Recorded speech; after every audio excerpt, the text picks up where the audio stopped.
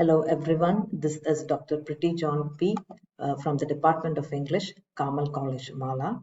Today we are going to deal with the pictures drawn on water, a poem by K. Satchidanandan. As you know that K. Satchidanandan, he's a bilingual poet, bilingual poet writing in English and Malayalam.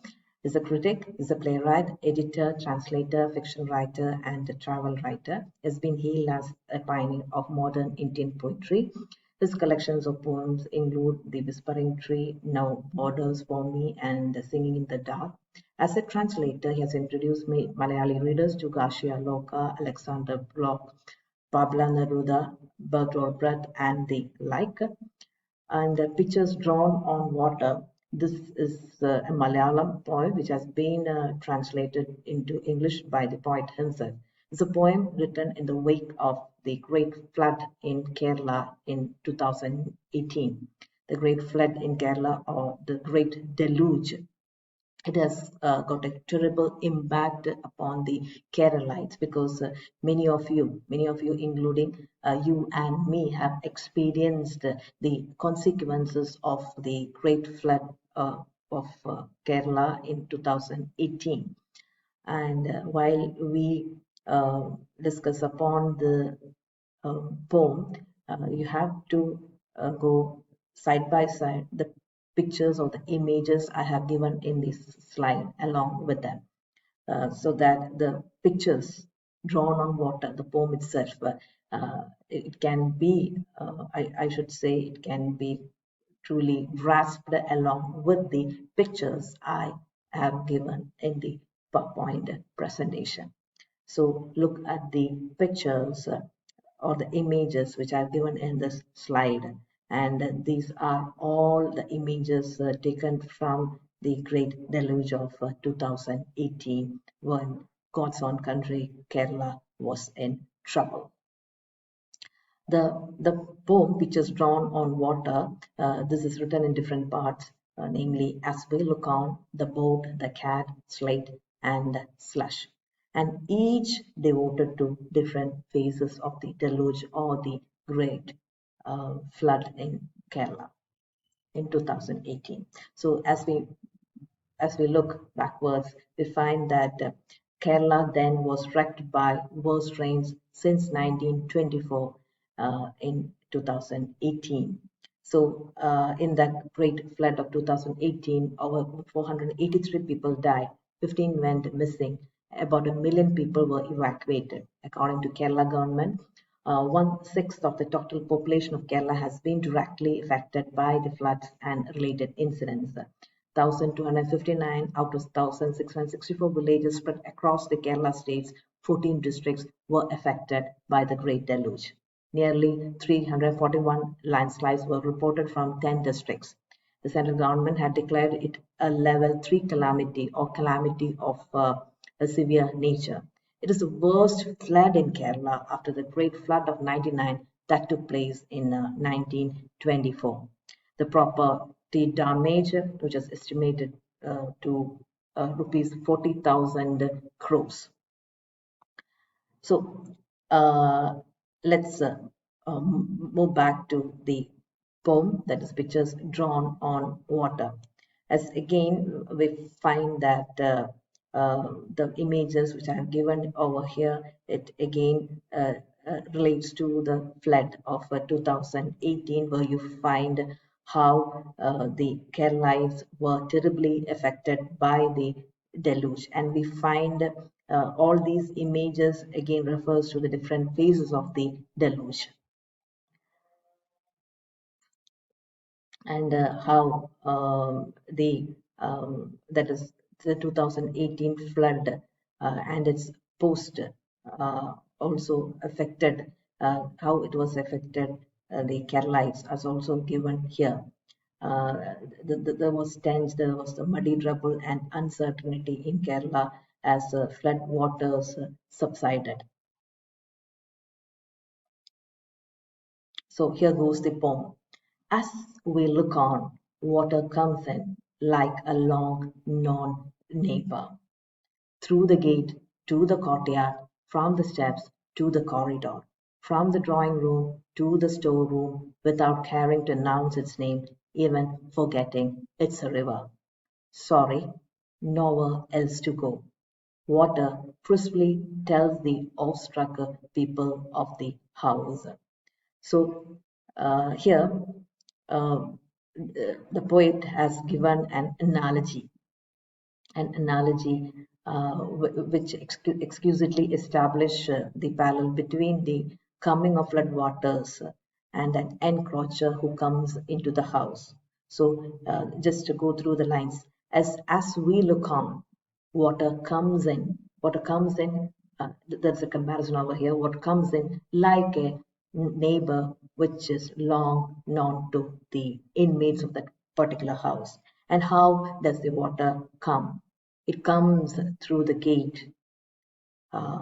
Just to go through the pictures. It comes through the gate next to the courtyard, then from the steps to the corridor, then from the drawing room to the storeroom, without caring to announce its name. So here, water was supposed to be a guest, and the guest arrived without announcing its name, even forgetting it's the river. River always floats, and it will spread everywhere. And here, the water crisply, that is concisely, briefly, told the awestruck people, the surprised people of the house, sorry, nowhere else to go. So this sorry, nowhere else to go is an allusion to the closed waterways and abandoned watershed systems. And here, and moving on to the next stanza, which is again part of this, the first part as we look on. Slowly it enters the kitchen. Slowly, it here stands for water. Water enters the kitchen. Already we have seen that the water has come through the gate to the courtyard, from the steps to the corridor, from the drawing room to the storeroom, without caring to announce its name. Now it enters the kitchen. It enters the kitchen and devours that eat hungry and quickly, just like the hunting animals. Whatever it sees. So whatever it sees, then it goes to the bedroom, stretches itself behind the door left ajar. Behind the door left ajar, the door which is partly opened. Then slowly it wakes up, straightens back and scares the residents with its exposed muscles. So slowly, gradually it wakes up, and already it has devoured whatever it sees and goes everywhere in the house, and uh, it breaks fast on whatever it comes across, touches the ceiling with its swollen belly, until the people in the house exclaim in fear, "We shall leave, we shall." So just look at the picture where the man sitting over the roof, and here we find that this particular line touches the ceiling with its swollen belly. When the belly will be swollen, probably because of overeating. Here we have seen in the first line of the second stanza, the water enters the kitchen, devouring, eating quickly whatever it sees and wherever it goes. So it has got that swollen belly, and it forced the people in the house to leave the house because of the presence of the intruder, the water. So we find that the poet most exquisitely establishes a parallel between the coming of floodwaters and an encroacher who comes into the house, eats, has a siesta, and then forces the residents to leave. So this analogy reflects what is expected to be another normal monsoon turned into a fierce deluge of flood all of a sudden and wreaked havoc, mysteries, disasters all over Kerala.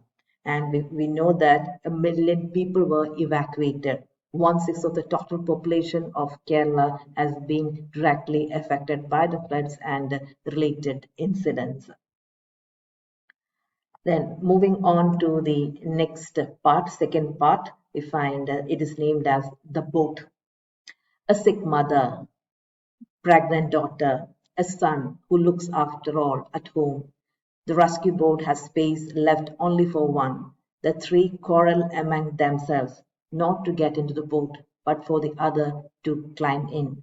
Tragedy makes human beings selfless and death fearless. So just look into the second last line of this second part, namely the boat. Tragedy makes human beings selfless and death fearless. And we have seen or watched in the um, television channels regarding the rescue operations during the deluge time. A sick mother, pregnant doctor, a son who looks after all at home. So there are three: the mother, sick mother, pregnant daughter, and the son who looks after all at home. And the the situation was that the rescue boat has only space left for only one person. And we find that the three quarrel among them, they fight with each other. And the reason was not to get into the boat, but for the other to climb in. That is, the sick mother says the pregnant daughter can get into the boat, or the son can get in because he is going to look after all at home. And the daughter says that either mother or son can get into the boat. So the and son too doing the same. So both, that is, the three were quarreling among themselves for the other to climb in the boat. So this tragedy has made human beings selfless, and they are not afraid of death. They became selfless as well as fearless. And we find several instances of the selfless services rendered by different people, especially the fishermen community. And see the image of the a lady stamping over the back of a fisherman to get into the boat with his consent.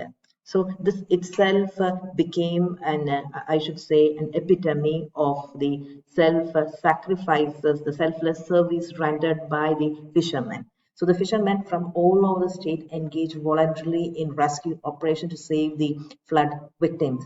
According to the government's report, nearly 4,537 fishermen community engaged themselves with their 669 fishing boats in the rescue operation. They rescued 65,000 victims from various parts of the state.